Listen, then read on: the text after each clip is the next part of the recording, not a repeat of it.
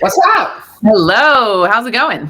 Going pretty well. What are you up to? How are things? House, just hanging out, got Yeah, just nothing going chilling. on. Life, the wonderland we live in. Yeah, never stops, always busy. So how are things? How update me? How you feeling? What's going on? Feeling good. Definitely feel like I've evened out as far as my thyroid stuff. I get my blood work done again a week from Friday, so still a little ways to go to, see where I'm at. But Yeah. I feel like I really felt like the evening out after I went off the medication, and now I feel like I'm pretty even. So Hmm. that's good. My heart rate's been nice and low. Yeah, just feeling really good, sleeping really well, but also having energy during the day, which is good. So all in all, like I feel really good. Good. Good. Yeah, and you're in, and I know this is byproduct, but your weight's coming back down, which is Yeah, good. Everything we're in the green zone right now. I know. Yeah, it is pretty great. I'm like, don't mess anything up. Don't mess anything up.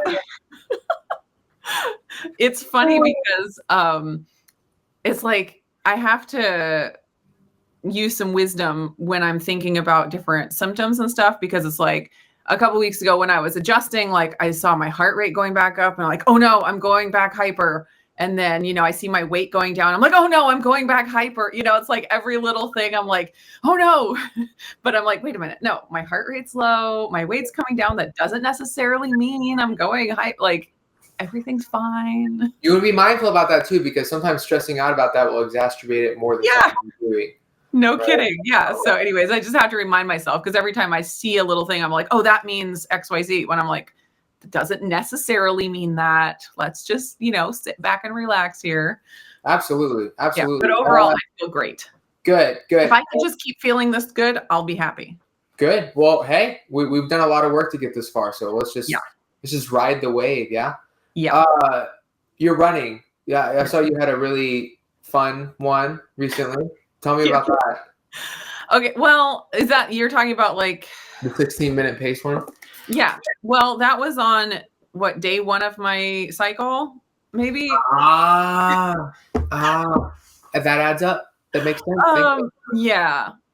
So I think that's what it was. Also, I did that one outside in the heat, not on my treadmill with a fan going. So it's different. It is different. It is different, but it felt okay. It was just your heart rate was just high. Yeah. I have been struggling with feeling like this is just not for me. The running. Yeah, like my body just won't adapt to it. Well, I'm like, I don't know. Like I'm trying, I know it's good for me well, to let me do just things say that are hard. that. But I'm like, what am I doing here? Okay, so there's two things there. One, if you don't like it and it's not enjoyable, Yeah. then you shouldn't do it, right? There's no point in making yourself suffer for no reason.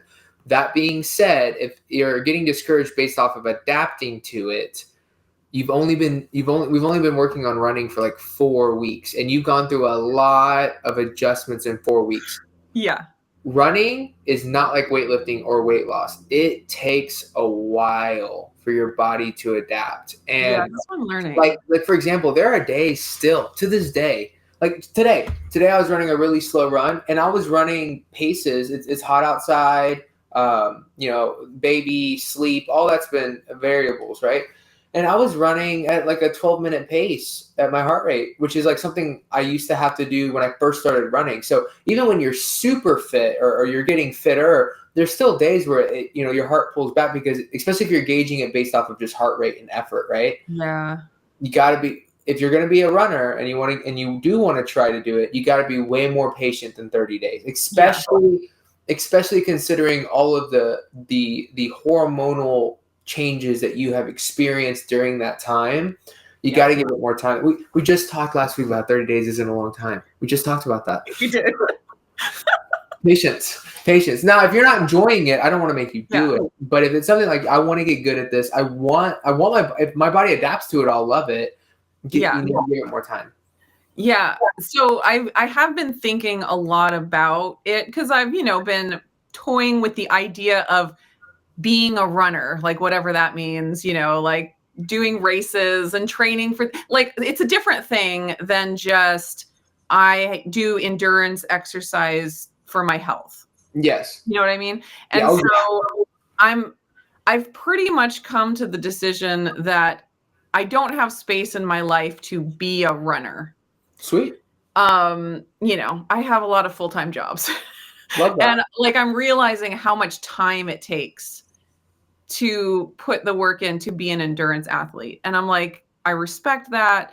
And I like toyed with the idea, like, could this, and I'm like, I don't know if I have the time and the space in my life right now, with all the kids at home that we're homeschooling and the YouTube channel and, all that. Like, I don't think I have it, but I do see value in endurance training. And actually, I was going to ask you, if maybe you could do a quick, like, make the case for endurance training, because, and I'm sure you've done this many times, because especially the low carb world, cardio is the new smoking. Like,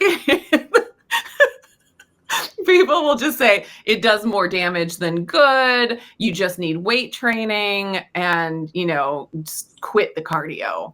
Yeah. And I don't necessarily buy into that. I see value in training your body for endurance. But if you were able to like give a little elevator speech about why endurance training is profitable for health, because there is a difference between like, achieving something, like you run a marathon, like you achieved running a marathon, but you don't have to run marathons to get to your best health. Right. So for me, now that I'm thinking I'm probably not going to be a marathon runner, what's my why? Why am I doing this? That's what I keep asking myself every time I run. Why am I doing this? Yeah, it's a good question. And on that, before I go to the elevator speech, I remember I was training a good friend of mine. He wanted to run a marathon. He had never done it. He just ran for fun. He's like, here, I was like, I'll train you. I'll give you a workout program. And I'll never forget, we got about halfway through it, and he was like, I did not realize how much time y'all devote to this. Yeah. And I was like, dude, during training, like when I'm going to start training for a race in like 2 weeks. Dude, I get up at like 3 a.m. sometimes to get this stuff done. Like it's a lot of sacrifice on your time, because it's not like bodybuilding. Bodybuilding has its own hardships for sure. I'm not downplaying that by talking about this, but running specifically, especially like marathons and ultras and all of that. I mean, you're talking usually 10 to 15 hours a week of just running, right? And that's not including your weight training. That's not including anything else about your life, right? It is very time consuming. So I definitely respect that perspective, and I totally get it. And a second thought is, I'll get people that text me and they're like, because maybe I want to like learn how to run and train, but I haven't signed up with you yet. And I'm like, why not? And they go, because I don't want to run 50 miles. And I'm like, what I do is psychotic. Like I'm aware of that. I understand. I do it for. I don't aware of that. Yeah, I don't. I don't run ultras for my health. Let's be very clear about that. I don't run ultras for my health. I run for my health, and I'll give you the elevator speech here in a second. But I don't train and race. I do that for the achievement. You're exactly right. Yeah. Like running 50 miles is not healthy for your body. Let's just get that. It's just not. Running a marathon is not necessarily healthy for your body, especially if it takes you 5-6 hours to do. That's a lot of stress. That's a lot of energy depletion. It's very much a hormone disruptor in terms of cortisol and adrenals, for sure, 100%. Right? Being able to just run 3 miles whenever you want, that's health, right? That's health. Yeah, that's what I want. So let's talk about elevator speech. How long is this elevator? Well, it can be a long elevator, because I think this would be really valuable for the viewers too. I need it for my own self and my motivation, but then also I think it's something that could be really important for viewers, because it is the overwhelming perspective that cardio is at the very least unnecessary, if not damaging and terrible. Gotcha. Okay, so let's talk about the first part. Is it necessary to lose weight and be relatively healthy? Is cardio necessary for that? No. No, absolutely not. I mean, that'd be stupid to say. That's like somebody saying like I just got in an argument with somebody. Well, not an argument. We got into a civilized discussion about how bananas make you fat, and I was like, okay, and he was like, just bring me the study and I'll prove it to you. And I'm like, well, I don't need a study. You can go outside. You can go to a gym right now and go to probably 50% of the population in that gym that's fit as heck, and they probably eat bananas. Like to say that as an arbitrary statement, and I don't want to go down the rabbit hole, but my point is let's take that towards cardio, right? There are plenty of people. It would be stupid for me to say cardio is necessary because you can go. I know off the top of my head, like 10 people that are the fittest people we know in the low carb carnivore space that do zero cardio. Right. So is it necessary to be healthy? No. So then is it damaging? Right. And that depends. Cardio can be a stressor, right? It can be a stressor. So first let's talk about this from like a hormonal perspective. Running when it's overdone and excessive can be a stressor, which can bog down hormones, which can make you more tired throughout the day, which can make you have less of an impact on your gym sessions, which can lower muscle tissue growth. It can put you in a negative situation for sure. So we have to ask ourselves, and this kind of dips into the psychology of it, where does that stem from? It usually stems from people think of cardio as a quick fat loss pill, right? And so they abuse it for fat loss, and it ends up creating detrimental impact. I always equate cardio to fasting. Yes, I was just thinking the same thing. Yeah, I equate cardio to fasting because they're good tools, but people abuse them for superficial agenda, right? And that's where it goes wrong. So cardio can be damaging. I'm not going to be biased and say that it's not. I will be biased and say that I am in the best shape of my entire life after introducing cardio into my life. Like I think about my strict keto days before cardio, and hands and bar, like if I were to get on a stage now, I would whoop myself on my other bodybuilding competitions. And I'm not even dieting for a show. Like I am way above in terms of just aesthetics in general, which leanness does not mean health, but it's a point to be made. As far as health goes, there is such freedom in being able to move when you want and not feel like the rest of your day is just finished. It's just, you're not going to be productive at all. Most people, if they have to walk like 3 miles in the morning to go do something, the rest, like they're sleeping the rest of the day and eat, like their day is just trashed because they can't, and they work out, they lift weights, but their body doesn't have enough of what we call those fast twitch muscle fibers. It doesn't have any endurance. It's just strong. And I always tell people, there's no point in having a six-pack if you can't walk up a hill. You can't live. That's dumb, right? And so realizing that cardiovascular exercise for the right reasons at the right times can really give you a level of freedom when it comes to everyday life that you've never had before, right? Like I run, when I'm training for races, I'll run anywhere from 60 to 100 miles a week, but pull that back. Right now I'm running like 20, 30 miles a week because it's my off season. I can run 20 miles a week, which honestly for me is like nothing. It's like 4 miles a day, 5 days a week, but you can even do like 12, 15, like very little amount of cardio. And that can make mundane tasks feel like nothing, right? Like cleaning my house, mowing my lawn, walking to the mailbox, all these things that for some people wins them. Mm-hmm. They're like breathing for me. Like they're not an issue because I've conditioned myself above the mundane things of life. Think about it like this. One of the most encouraging reasons why people should lift weights is not to have a nice body, but it's to be able to lift up heavy things and be functional in their life, right? That's why we lift weights ultimately. The average Joe does, so that we can be functional. You should look at cardio no different. I should do enough cardio to where I'm functional, right? Not only can I lift heavy things, but I can do it for hours and be done and then still have enough energy for the rest of the day. And that's the kind of environment that cardio can give you when it's placed properly among your other training regimen. Yeah, I love that. And I 100% agree with that. And I do see like examples of exactly what you're saying, where you can lift tons of weight and you can get a really nice looking physique, but then, you have to go save a child from drowning or something, and you're gonna drown. And so what I want is that endurance, because that's something that I don't come by naturally. And, walking up hills here on our property, like a few months ago, like that completely winded me. Just walking up hills. And then, I'm doing farm work, weed whacking, and, all kinds of stuff like that. And I want to have a body that can do those things, like you said, without it flattening me for the rest of the day. That is what I want my why to be. So like in my soul searching, I'm like, because I did toy with the idea of, could I get into running and, do the races? And I like I said, I just think that I don't have that capacity right now, but I do value endurance.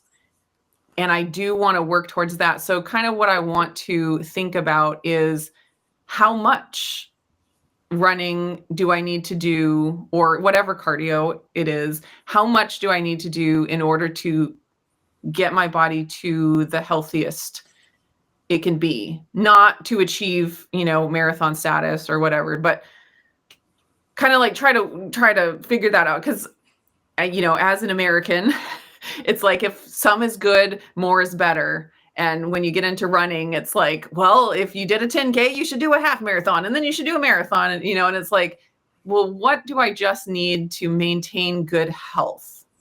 I think that speaks volumes also about knowing yourself. Because like a great example I can use myself as this is I see a lot of runners that I race against running, when they're training for a 50 miler, they'll run 100, 120 miles a week. Like they're just monsters, right? Mm-hmm.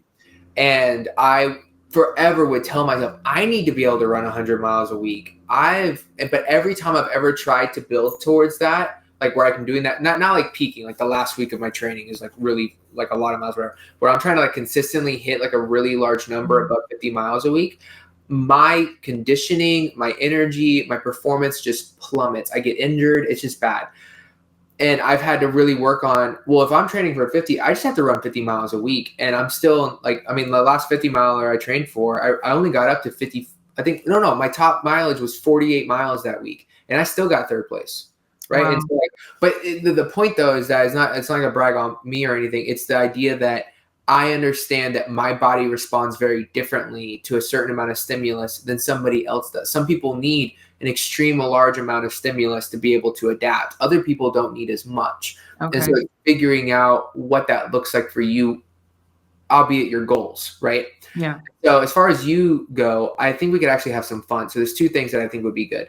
I think one, like 12 miles a week for you is good. I think we could even pull back to 10. I think we could pull 2 miles off of you a week. I think 10. If you run 10 miles a week consistently, you're going to be fine. You're going to be just fine. Yeah. But we can also throw in a Tabata functional workout that you can do one day. I can send one to you. So I do, in my exercise class that I do on Tuesdays and Thursdays, she puts in some Tabata HIIT style. Oh, that's so great. I'm already doing that periodically. Yeah, so I would say do that at least once a week, and then the 10 miles, and I think your body will adjust and you'll be more fit. And what you might find is because like the thing is too is time matters, right? So like if you're somebody that you have to run like where you're at, right? So you're running 12, 13-minute miles. So for you to run 2 miles takes about half an hour, right? You might get to a point, if you take it slow and you let your body adapt, where you're running 10-minute miles pretty easily. So now you're just running 3 miles instead of 2, not because you're spending any more time on it, but you're just faster. So you're still spending the minutes you've always spent. You're able to run farther in that time frame. And that's a great way to progress. That way you're not really putting that pressure on you of like, okay, I have to increase in miles. It's like, no, let my body adapt. And then if I get to the point where I'm noticing that after 2 miles, I still have 10 minutes left that I allocated to this, well, let's just go for another mile, because why not? Yeah. And that can make it super sustainable too, especially as you progress and as your body adapts. So I think that would be a good plan going forward. Okay. Yeah. And I think that will help me just have a goal, because, it's like Do you have the goal of running a race, a specific race and a date and all that? Or and for me, it's like, I can't, I can't get into that. Yeah. That motivation. And so having the goal of just being able to run, like, I don't need to be a runner. I don't need to have, all these achievements, but I do want to be able to, if someone says, hey, you want to go for a run? I want to not die. I want to have that be just something that I can do. Yeah. So a way to summarize that too, I think, and you might attach to this, you might not, but people often talk about how they lift weights because they want to be able to lift up their kids. Yeah. You want to be able to run around with your kids too, right? Yeah. So it's like, it's not just about the lifting, it's about the run. Like, yeah, you can pick your kid up if they need you to, but like, can you run around with them for an hour and not be just trashed afterwards? Yeah. That's where that starts to matter. Yeah. And to be able to enjoy it. Enjoy it. It's not like killing you. You're like, oh my gosh, no, I can't run another circle. And then they get sad and then you feel guilty. And it's like, I want to run another. Okay, cool. Let's do it. I'm fine. Let's go. Yeah. My goal is to never let my daughter think that she can have more energy than me. Absolutely not. I refuse. That's great. She's like, let's go for another race. And I'll race her until she stops. I'm not stopping. We're going to race until you're dying. Yep.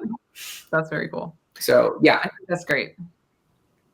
Cool. So let's do that. And then we'll check in next week and we'll see how you're feeling and we'll go from there. Okay. I'll make the adjustments to your mileage for the rest of the week. Okay. Yep. Sounds good. Sweet. All right.